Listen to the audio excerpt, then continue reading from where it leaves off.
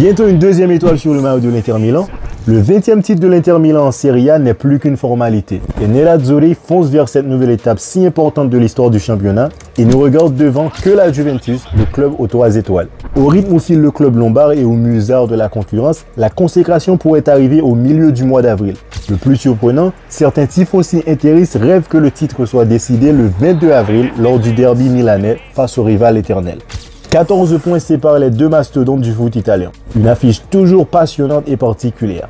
Tout en sachant que l'Inter a gagné la manche aller 5 contre 1. Si ce derby a tout cette saison pour maintenir sa saveur d'antan, une autre chose est à signaler. La lutte pour la Serie A est conjuguée à la bataille des étoiles. Avec Simone Inzaghi et Stefano Pioli, deux techniciens porteurs d'idées affirmées de jeu et de style offensif, les deux équipes ont des arguments solides pour bien croiser le fer.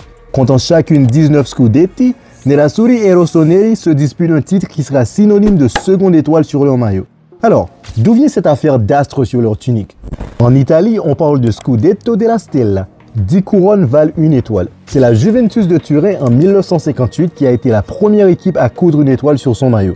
Le club venait tout simplement à ce moment-là de décrocher son 10e titre de champion du pays et voyant cette nouveauté un moyen de le notifier. Les autres concurrents transalpins ont alors emboîté le pas. À l'Inter Milan, le souvenir est intense à une période de domination. La 10e étoile interista, qui date de 1966, venait achever un cycle entamé en 1963 et conclu par un 3e sacre domestique en 4 saisons. C'est également le dernier trophée soulevé par l'Inter Milan d'Helenio Herrera, dont le catenaccio signature avait régné sur toute l'Europe. À noter les 2 Ligues des Champions remportées en 1964 et 1965. Par la suite, le club a connu pendant longtemps les montagnes russes sur le vieux continent, ne visant plus exactement les mêmes pinacles. Il a fallu attendre les années 2000 pour se redonner les moyens de sourire en championnat et triompher une 3e fois en Ligue des Champions en 2010.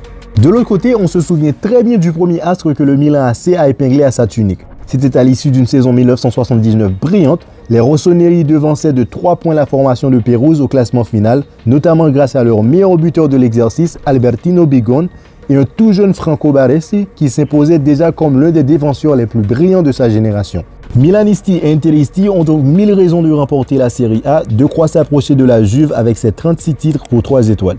Il paraît que cette saison, l'Inter Milan, avec de prétentions légitimes au Scudetto, va devancer le Diavolo dans la course à étoiles.